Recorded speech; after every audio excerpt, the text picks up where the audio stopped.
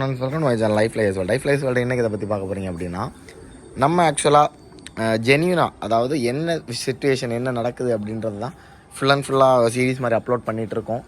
So ஆக்சுவலாக மேலே ஒரு பட்டா பறந்துட்டுருக்கு பார்த்துடுங்க. அது என்ன ஆச்சு அப்படின்னா நேற்றைக்கு நைட்டு விட்டேன் ஒரு 10 நிமிஷம், புறா 10 நிமிஷம் கூட இல்லை, ஒரு 5 நிமிஷம் பறந்துருக்கும். புறா வெளியே போய் உட்காந்துச்சு எங்கேயோ, அது எங்கே இருந்துச்சு எதுவுமே தெரில. பட் வெளியே போய் உட்காந்துட்டு இன்றைக்கி காலையில் அந்த புறா வந்து திரும்ப பறந்து நிற்கி, புரியுதுங்களா? ஸோ இந்த மாதிரி ஆகிறது கேஷுவல் தான். நைட்டு பட்டாக்களை பறத்தும் போது இந்த மாதிரி ஆகுறதுலாம் சகஜம்தான். ஸோ அதில் எந்த இஷ்யூமே கிடையாது. புறா வருதான்னு மட்டும் பாருங்கள், அறிவிற்குள்ள புறாயில் மேக்ஸிமம் வரும். ஸோ இன்றைக்கி நம்ம என்ன பண்ண போகிறோம் அப்படின்னா, நம்ம ஆல்ரெடி ஒரு 5 பட்டா எடுத்து வச்சுருந்தோம். ஸோ அந்த 5 பட்டாவையும் வெயில் கூடு போட்டாச்சு ஒரு நாள். ஸோ ஜஸ்ட்டு ஒரு 5 நிமிஷம் வெளியே திறந்து விட்டு அந்த புறா என்ன சிச்சுவேஷன் அப்படின்னு பார்ப்போம். அந்த புறாக்கள் அந்த 5 நிமிஷம் இந்த வந்துட்டு இன்னொரு ஒரு கிளம்பி பறக்கம் இருக்கும், அந்த மாதிரி தான் இருக்குது. பார்ப்போம். ஒரு 5 நிமிஷம் வெளியே விட்டு இந்த இடத்த எல்லாம் கொஞ்சம் திருடு பண்ணணும். ஸோ இந்த இப்படி பண்ணுற சிச்சுவேஷனில் புறாக்கள் மிஸ் ஆகிறதுக்கு சான்ஸ் இருக்குது, எலும்பி பறக்கிறதுக்கு சான்ஸ் இருக்குது. இந்த மாதிரி எல்லாமே நடக்கும். ஸோ எது பண்ணாலும் அக்செப்ட் பண்ணிட்டு தான் நம்ம அதை இது பண்ணணும். ஸோ நான் மேக்ஸிமம் என்ன பண்ணேன்னா ஒரு 2 நாள் தான் வெயில் கூடு போடுவேன். அடுத்து நான் நார்மலாக இது பண்ணிடுவேன். ஸோ பலவர புறாக்கள் அறிவுள்ள புறாக்கள் மிஸ் ஆகாது மேக்ஸிமம். சரி பார்ப்போம். ஸோ இதில் மேலே இருக்க 4 பட்டா தான்,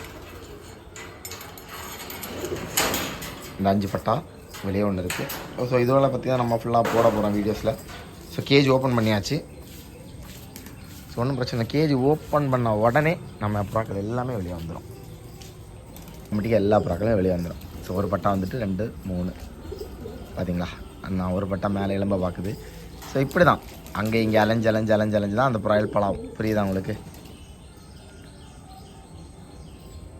கொஞ்சம் கஷ்டம்தான் முதல்ல, ஸ்டார்டிங்கெல்லாம் ரொம்ப கஷ்டம் பார்த்தீங்களா. ஸோ இந்த மாதிரி பறந்து இறங்கும். ஸோ இப்படி இந்த புறாயில் ஒரு 2-3 நாள் அலைஞ்சு தான் நிற்கும் நம்ம கூட்டுக்க மேலே. ஸோ நமக்கு அது ஒரே மைண்டு தான், அந்த புறாயில் இந்த இடத்தையெல்லாம் நல்லா பார்த்து எடுத்து பழகணும், புரிஞ்சா? ஸோ அந்த மாதிரி இப்படி நீங்கள் ஃப்ரீயாக விட்டு பழக்கினீங்க அப்படின்னா புறாயில் உங்களுக்கு மிஸ் ஆகாது அதிகமாக. ஏன்னா அதுகளுக்கு தெரியும் நம்ம அதை ஊக்கு போடலை கெட்டி போடலை, அதுகளுக்கு அந்த சுதந்திரமாக அது நிற்கும்போது ஈஸியாக பழகிறதுக்கு சான்ஸ் இருக்குது. ஆனால் இன்னொரு விஷயம் இருக்குது, உங்களுக்கு எனக்கு மாடு கிளியர் பார்த்துடுங்க. எனக்கு மாடு ஏரியா பார்த்தா தெரியும், நல்ல ஒரு பிளெயின் மாடு தான் எனக்கு. ஸோ இந்த மாதிரி மாடு இருக்கும்போது எனக்கு மிஸ் ஆகிறது சான்ஸ் கம்மி. ஆனால் மாடு கம்மியாக இருந்தால் நல்லா மிஸ் ஆகுது சான்ஸ் இருக்குங்க.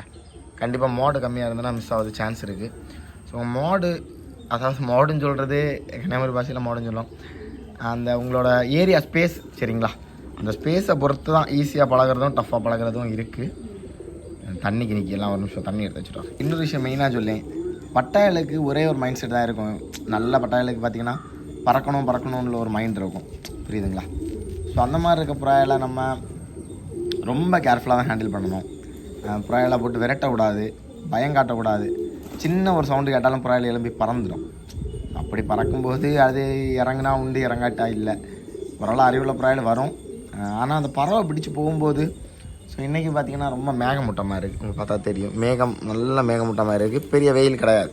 ஸோ இந்த மாதிரி ஒரு கிளைமேட்டில் நம்ம விடும்போது கண்டிப்பாக புறாயில் மிஸ் ஆகுதுக்கு நிறைய சான்ஸ் இருக்குது. திடீர்னு மழை மேகம் வரும், அப்புறம் மேகத்துக்கு மேலே போகும், மிஸ் ஆகிரும். ஸோ அந்த மிஸ் ஆகுதெல்லாம் நீங்கள் பார்த்தீங்க அப்படின்னா கண்டிப்பாக புறாயில் ஓட்ட முடியாது. எனக்கு தெரிஞ்சு ஒரு இது சொல்லி தரேன். என்னென்னா, நமக்கு தெரிஞ்ச ஒரு அண்ணன் 53 புறா வச்சுருந்தார் பந்தய டைமில். கடைசியில் மீதி கிடச்சது 13 புறா தான். பார்த்தீங்களா, காக்கா விரட்டினது. ஸோ இந்த மாதிரி நிறைய சிச்சுவேஷன் நடக்கும். இருந்தாலும் நிறைய புறாயில் நம்ம விட்டு பட்டாயில் இடையில விட்டுருக்கும்போது 1-2 பட்டாயில் விட்டுருக்கும்போது மேக்ஸிமம் அந்த எலும்பி மிஸ் ஆகுது சான்ஸ் கம்மியாக தான் இருக்கும். கொஞ்சம் அந்த மிஸ்ஸிங் ரேஷியோ கம்மியாக இருக்கும். கண்டிப்பாக புறாக்கள் மிஸ் ஆகாமல் யாருமே திருட்டு பண்ணிட முடியாது. கஷ்டப்பட்டால் மட்டும்தான் பலன் கிடைக்கும், புரியுதுங்களா உங்களுக்கு? அந்த மாதிரி சில விஷயங்கள், நிறைய புறாக்கள் மிஸ் ஆகும். ஸோ நிறைய பிரச்சனைகளை ஃபேஸ் பண்ணால் மட்டும்தான் இந்த ஃபீல்டுக்குள்ளே நம்மளால் பிடிச்சி நிற்க முடியும். ஸோ இன்னொரு விஷயம் என்ன அப்படின்னு பார்த்தீங்கன்னா, எல்லாருமே அரைக்கூடு கண்டிப்பாக வேணும், சரிங்களா? ஸோ அரைக்கூடு கண்டிப்பாக கம்பல்சரியாக வேணும். நம்மளுக்கே கிடையாது அரைக்கூடு. ஸோ நானும் இனிமேல் தான் அரைக்கூடுகள் செட் பண்ணணும். இப்போ கொஞ்சம் டைட்டு. தென் பார்த்திங்கன்னா இதே சேம் அப்டேட்டில் பார்த்திங்கன்னா உங்களுக்கு இன்னொரு விஷயம் சொல்கிறேன்.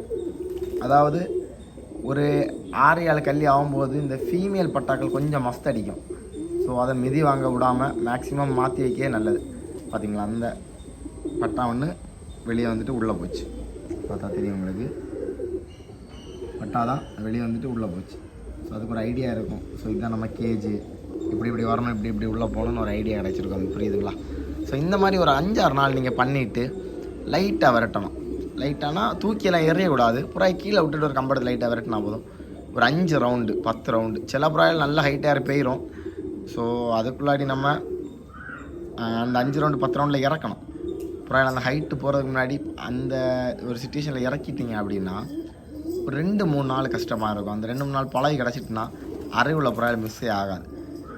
என்னை பொறுத்த வரைக்கும் மேக்ஸிமம் நான் ஒரு 3 கல்லிக்கு பறவை தான் விரட்டுவேன். புறாயில் பறக்க கொஞ்சம் கஷ்டப்படும். சில புறாயில் பறந்து கிடச்சிடும், சிலது கொஞ்சம் கஷ்டப்படும். ஆனால் நமக்கு புறாயில் மிஸ் ஆகாது. இந்த 0 கல்லி 1 கல்லியிலலாம் பறத்தும் போது கண்டிப்பாக நிறைய மிஸ் ஆகுது. மிஸ்ஸிங் ரேஷியோ ரொம்ப அதிகமாக இருக்கும். ஏன் அப்படின்னா அதுக்கு அறிவு இருக்காது. ஒரு சின்ன பிள்ளையை கொண்டு 1 வயசில் ஒரு இடத்துல விடுவதுக்கும் 10 வயசில் கொண்டு விடுவதுக்கும் நிறைய வித்தியாசம் இருக்குது. அதுக்கான அந்த ஒரு அறிவு அந்த பிள்ளைகளுக்கு இருக்கும். புரியுதுங்களா? அதாவது அந்த பட்டாக்களுக்கு இருக்கும். ஸோ நீங்கள் ஒரு குழந்த மாதிரி அதில் பார்த்தா மட்டும்தான் உங்களுக்கு அந்த குழந்தைகள் ஃப்யூச்சரில் உங்களுக்கு பந்தய டைம் ஆகும்போது கை கொடுக்கும். ஸோ மேக்ஸிமம் இப்போ பைரேடி ரொம்ப அதிகமாக இருக்கிறதுனால பெரிய அளவு போட்டு பறத்தாதீங்க. லைட்டாக திருடு பண்ணி வைங்க. மேக்ஸிமம் ஒரு 1 மணி நேரம் 2 மணி நேரம் திருடு பண்ணி வச்சாலே உங்களுக்கு போதும். அடுத்த வருஷத்துக்கு உங்களுக்கு ஓட்ட கரெக்டாக இருக்கும். 1 மணி நேரம் 2 மணி நேரம் திருடு பண்ணி வச்சுட்டு நீங்கள் அந்த புறாவில் அடுத்த வருஷம் ஓட்டும் போது கண்டிப்பாக அந்த புறாக்கள் உங்களுக்கு கை கொடுக்கும். நல்ல லைனில் உள்ள புறாக்கள்லாம் கண்டிப்பாக கை கொடுக்கும். ஏன்னா பட்டாரக்கெல்லாம் உதிர்ந்து நல்ல புறாவில் மோல்டிங்கெல்லாம் முடிஞ்சு சூப்பராக நிற்கும் உங்களுக்கு. ஸோ அந்த மாதிரி ஒரு சுச்சுவேஷனில் நிற்கும் போது உங்களுக்கு பக்காவாக இருக்கும் புறாக்கள். ஸோ பட்டாவில் பார்த்தா தெரியும், எல்லாமே அந்த ஒரு பறக்க மைண்ட் செட்டு தான். கொஞ்சம் எழுப்பி லைட்டாக விட்டாச்சுன்னா போதும், புறாவில் மேலே மேலே மேலே மேலே போய் பறந்துகிட்டே இருக்கும். ஸோ அந்த மாதிரி நல்ல லைனில் உள்ள பட்டாக்கள் எடுத்து வச்சிங்கன்னா 100% உங்களுக்கு யூஸ்ஃபுல்லாக தான் இருக்கும். ஸோ ரொம்ப லெந்தியாக வீடியோ போனாலும் நிறைய பேருக்கு இரிட்டேட் ஆகும். ஸோ இந்த வீடியோ இதோட முடிச்சுக்கலாம்.